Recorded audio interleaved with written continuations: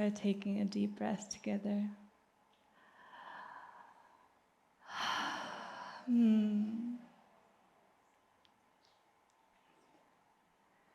I am laying flat, face down in the middle of the Himalayan forest. The whole world is shaking. Nature is roaring. My womb gently pressed onto the earth. Why is everything around me moving? I see all the trees everywhere I look, changing shapes, colors, and size in my eyes. What is happening? Should I be scared? Find safety? I am safe. My womb wants to stay on the ground. The power of the earth pulsing through my body is palpable. I surrender into each breath and tremble of the ground. Nothing like the biggest earthquake in Nepal to shake me into a new connection with my womb. Just in the middle of my idyllic hike down from the Everest base camp and the Tibetan nunnery I was volunteering at. Shaking out of me were the old identities and outdated stories I'm holding on to. I am 16, running through the mountains in the Alps with the whole athletic team, including all the massive sexy boys from my high school we all have a crush on. I just went to the bathroom before my turn to run. And only a few minutes in, and I feel like I need to pee again. I try and I squeeze all the muscles I can find in my pelvis without luck. I am peeing myself as I am running. My pants totally wet. I hope they will all think it's sweat. My heart beating fast, face red with shame. I'm only 16. What's going on? I get myself in the car when I finish. I peed myself, and that was only the beginning. I pee myself when I jump on a trampoline. I pee myself when I sneeze. Not telling anyone, not even my mom, I go to the urologist, and they tell me to take medications, to take pills, or do Kegels, and if that doesn't help, I will have to have a surgery. What? At 16?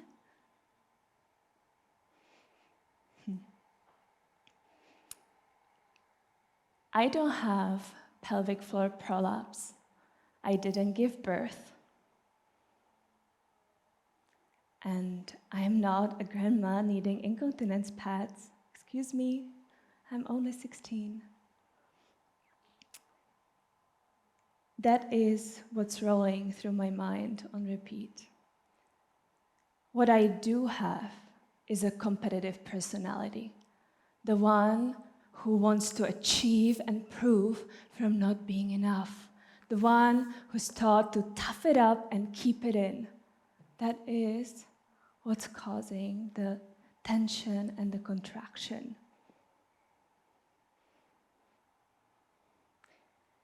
Be the same gray mouse.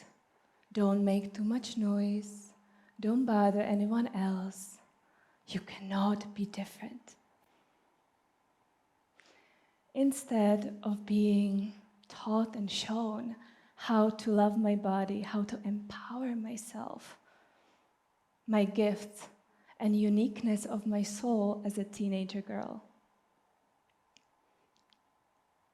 Well, the pills or the Kegels didn't help, you might have guessed. And without surgery, my womb healing empowerment journey began. From the Amazonian jungle to womb shamans, countless self-help books and Taoist practices, now to the highest peak and the deepest pulse of the earth. I am healing. The pelvic floor that once was hard solid as these rocks is now softening and pulsing, or learning to pulse with nature. And me, I am learning to soften my edges and let the thousands of years of hiding my power blast me open.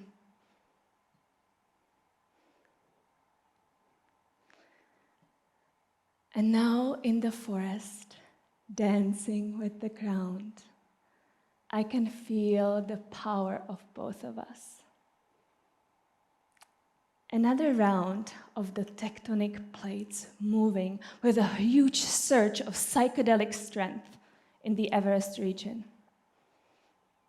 The earthquake I am experiencing is the biggest in history in Nepal, 7.8 magnitude. And I watch nature absorb the movement, the power with such grace. Not even one tree falls down around me. I hear my womb whispering in the orgasmic wave of the earthquake. This, my love, is your power too. The sweet, blissful hug and fierce love of a mother. Holy fuck, I am scared. The power that can wipe out over 8,000 people out of the Earth's surface in blink of an eye. The one that can also create and destroy at the same time.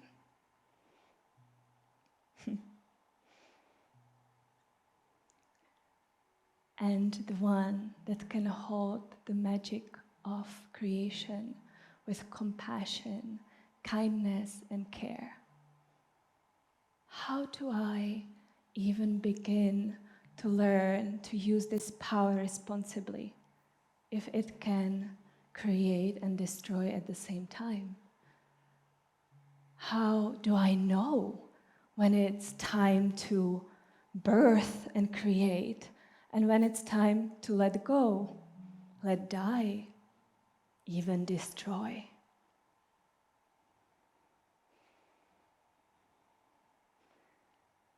My womb woke up that day, and as scared as I was of my own power, I chose to listen, deeper than ever. I rewire and rewild myself to the point where my womb becomes my wisdom and a guiding light for my life. You see, women on this planet are taught to be like men, even some of the feminists. What we need is the womb medicine. Women who are connected to their womb, wombens. The women, us, who are connected to the pulse of nature, to her rhythm, to our rhythm, to the seasons, to the changes. Most of the practices I found at the beginning of my healing journey were all masculine. I've done it all. I fasted for extended periods of time, almost escaping this planet, becoming a breatharian. I did 9 days dark retreat, strict meditations and practices, all to control the mind, all to ascend. Most of the ancient practices we know and use today are guided or taught by a man wanting to be united with Source. But what I learned by listening and connecting with my womb is that I am, women are the source, the creation embodied. We are the nature pulsing through the universe. We are the universe. We are the creatrixes. We don't need any external guides and practices. It's all right here. And that's what we need, is to connect to our feminine first. If I connect to my womb, listen to her, and honor her rhythm, the guidance comes from within, and the path just opens up. Womb wisdom is meant to be passed on from generations to generations, from grandmothers to mothers to daughters, and this oral tradition was stolen from us. I had to go deep within my own womb to reconnect to this golden thread of blood mystery that I and millions of women have been cut off from. And I freaking succeeded.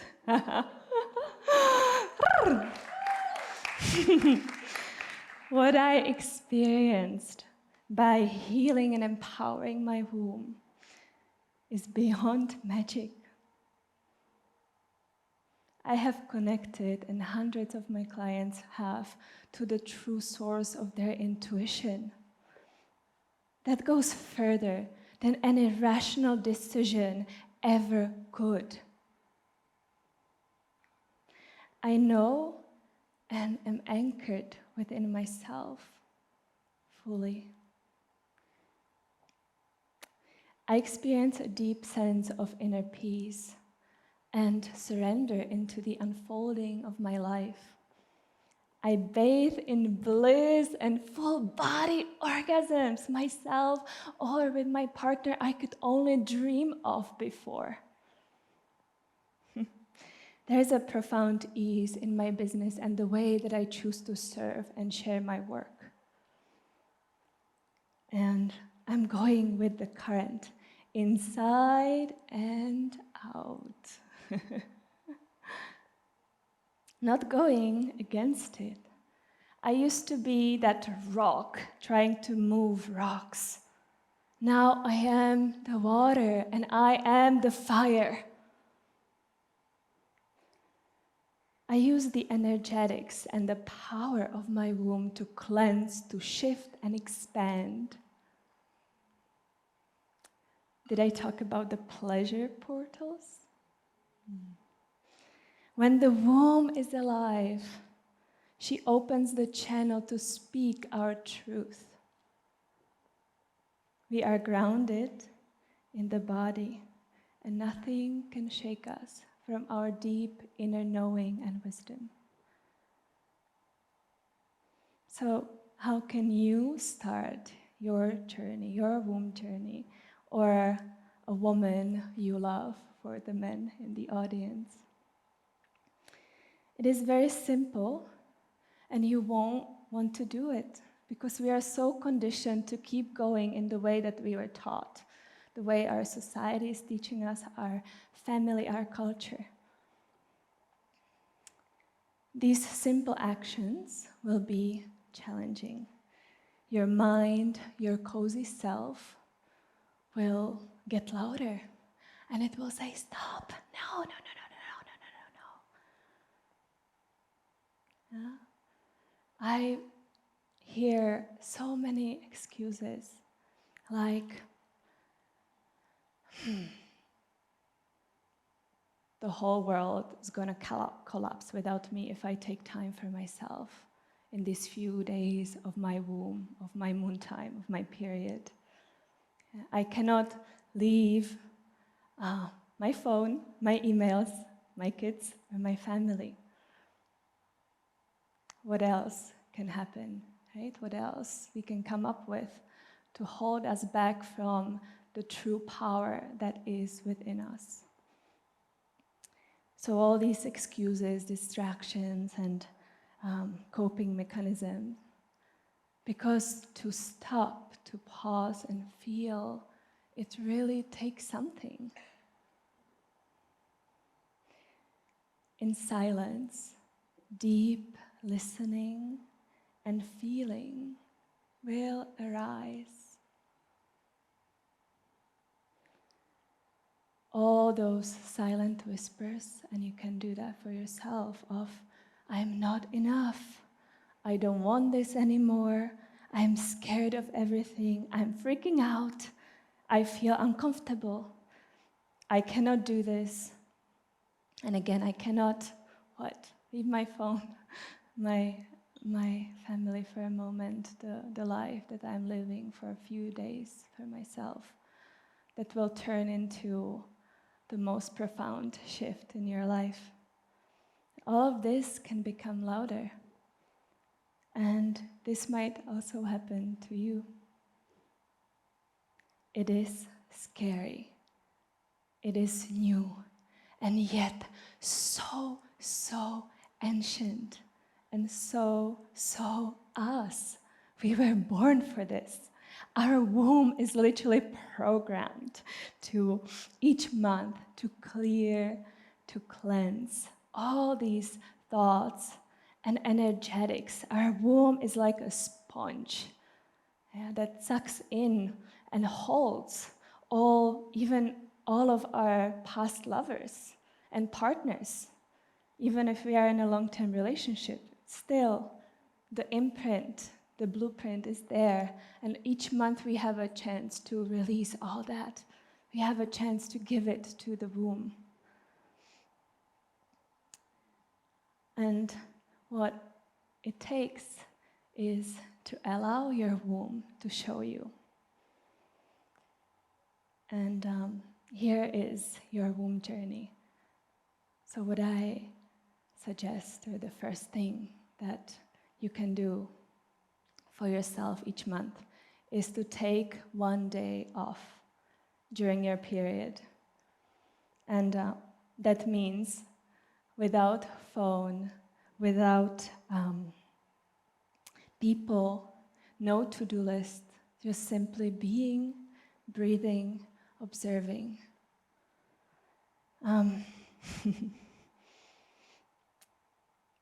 And when you do this, you will tune in to the shifts that are actually happening inside of your body. And when you extend that to 3 to 7 days, to the whole cycle of the moon time, you really tune in to the most powerful process that can happen within the feminine body, not counting giving birth. And this powerful action, I really wish that every woman takes that week, at least once in her life for herself. This action will claim your right for a pause that is gifted to you each month by nature. Your body is programmed for this. Again, you will feel rejuvenated, energized for the whole month. That's how powerful it is. Number 2, connecting to your moon blood. And I mean that literally. You take your blood, you paint with it. You take your blood, you create a stem cell face mask. No need for any expensive masks, you have it right there. Free bleed. Understand when the blood comes. It's not all the time, right?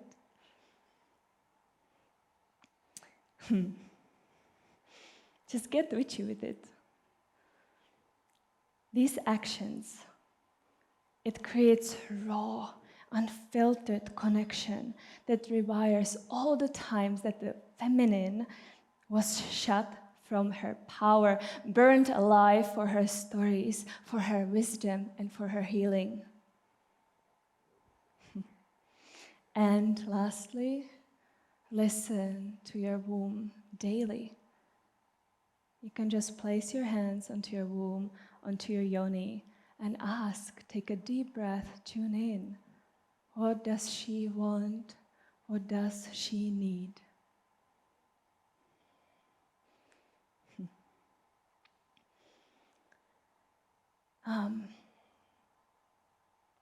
I've had women going from totally shut down to blossoming and thriving just by these simple actions.